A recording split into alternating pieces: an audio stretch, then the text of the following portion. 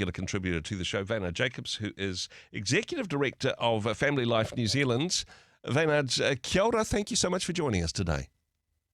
Good morning, Andrew. Always a pleasure to be here. Talking today about, it's sort of a construction topic in some ways, building a marriage that lasts. And of course, we all go into, if people going into marriage, they think, hey, this is forever. They're wanting to make sure that it's sustainable. They're setting themselves up for long-term success.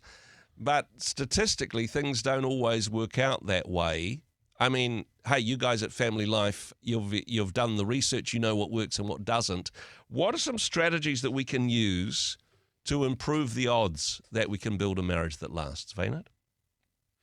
Well, I think it's important, Andrew, when you think about building a marriage that lasts, we need to think about, okay, what else do we build that we want to last? And then what principles do we employ? So today, why don't we go with the analogy of a house? And why don't we go with the analogy of a bricks and mortar house? Okay, sounds good. Yep.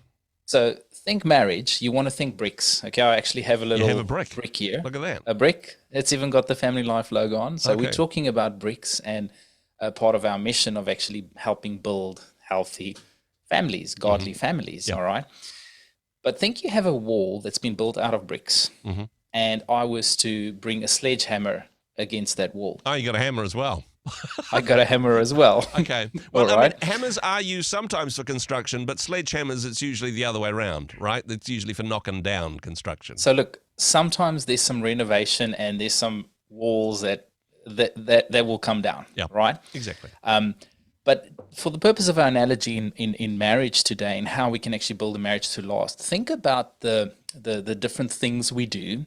And there are things we do in marriage that could act like bricks, building our marriage, strengthening our marriage, making it last, creating a home for us, right? And there are things like hammers.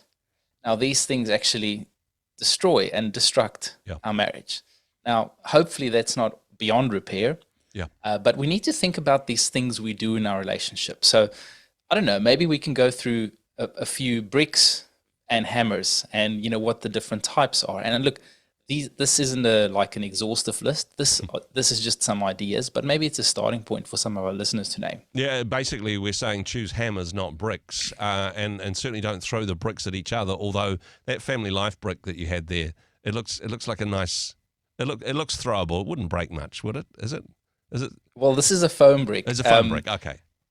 Yeah. And look, a little shameless plug here. This is actually one of our new campaigns where we're inviting people to come and be partners, helping us build godly homes. So hey, an opportunity to not just build your own marriage, but to build strength into marriages all over Aotearoa by supporting the work of FamilyLife. I don't mind a shameless plug. FamilyLife.nz. Do check out. Get your bricks while you can, right? Yeah. Thanks for that, Andrew. Anyway, so if you think bricks, okay, we talk about marriage on a scale of isolation to oneness. Okay, oneness, obviously the goal of marriage. Isolation, what happens when we're not moving towards oneness. Okay, so let's talk about a hammer. Okay, this is a hammer. Remember, this destroys our marriage. This destroys the building. The hammer of selfishness. We all deal with it, right? And our marriage isn't going to last if we don't get over our selfish tendencies. And I don't say that preaching at everyone else other than myself right now, right? Yeah. Because when I wake up in the morning, guess whose coffee I'm thinking about? Yeah. When I wake up in the morning, guess whose calendar I'm thinking about? Yeah, totally. Okay. Yeah. Now, we do this at our weekend. We actually tell people to turn towards one another and say, you are the second most selfish person I know.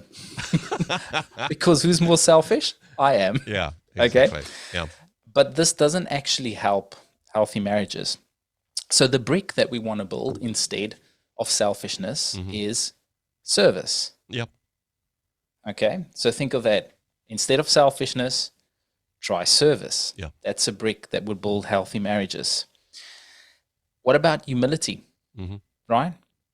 Humility, that's one of the bricks that would help a marriage go far. Yeah. I'm just going to name a few, and then we can wrap our conversation up. Let's get the pile of bricks ready to build with. Yeah. Let's get the pile of bricks. What about responsibility? Mm-hmm. If responsibility and taking responsibility, and I love the saying that say even if you're only 1% responsible for the problem, you're still 100% responsible for your 1%. Yes, exactly. Right. Yeah. So the brick of responsibility will actually help you build a healthy, successful marriage.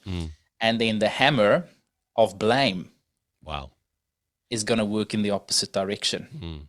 Yes, but you made me do it. Okay, well, maybe you did something and I responded to that, but can I take ownership and responsibility for my 1% of the problem? You know, I'm going to give you one more brick and maybe we'll land the plane for today. Yep. What about gratitude? Mm-hmm.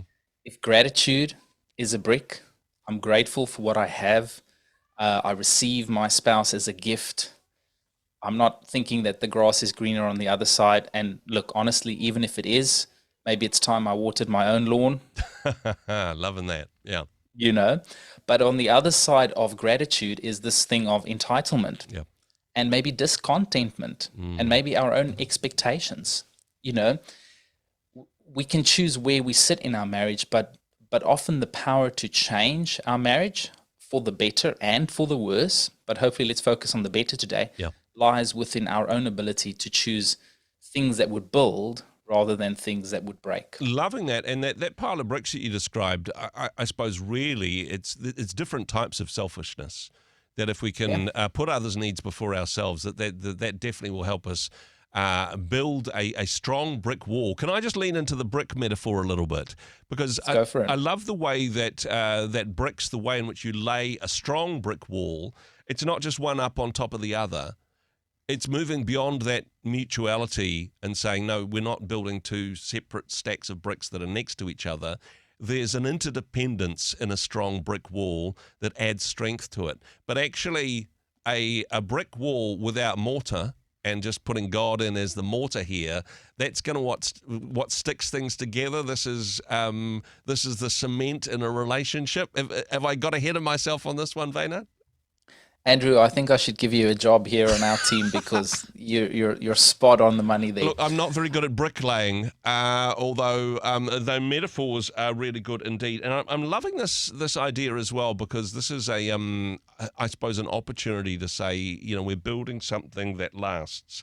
We're building something for our own family and our own marriage, and there is something which is self rewarding in that regard. Everybody wants a happy marriage, yes, partly for their own benefit.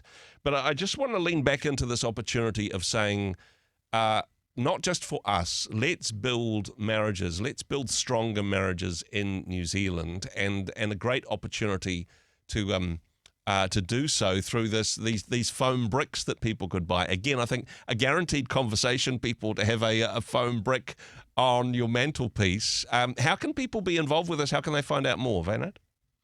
Yeah, look, you can actually go to familylife.nz/bricks. Yep. And look, our I guess our aim and our goal is to build godly homes. Yep. You know, help build godly homes. Marriages is one of the keys, and so everything we do is funded by the generous giving of our donors. And so for people that want to jump on board at $20 a month to help us, we're currently looking to raise 1,000 bricks. Wow. That will help us with our operational needs. And look, those that jump on actually do get a physical foam brick as a small, thank you. But I know that's not the reason you do that. But, we want to be building a healthy, strong family environment. For healthy families creates a healthy society. And I want to just go one more thing with that brick analogy there, because we think about homes. Yeah. But if you think about, like in biblical times, how people used to live together, think about cities, right? Yep. And the city was usually, the strength of a city was illustrated by the walls of that city. Yep. And think about how we build walls of protection. And this is in the good sense. I'm not talking about stonewalling, which, by the way, you don't want to do in your marriage.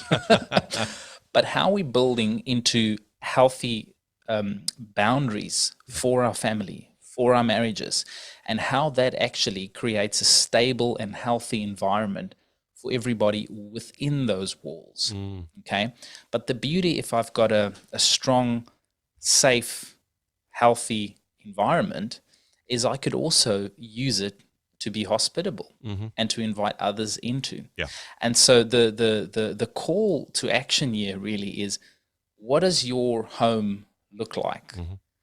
What does your brick sanctuary, if you will, look like? Is it a space where you feel at home and safe, raising children who know who they are, if you have children, or can you invite people from your neighborhood? So the analogy here really goes beyond just families. It goes beyond just marriage. It actually says, how do we create this interwoven society with God at the center, that mortar you mentioned, the cement, and then how do we actually work together to make this vision a reality? Hey, loving the vision there, building stronger families, homes and communities, one brick at a time. And of course, you can get your brick at FamilyLife.nz. Wynand, very much appreciate the depth of this metaphor. Thanks for taking the time to share with us today. Always a pleasure. Thanks, Andrew.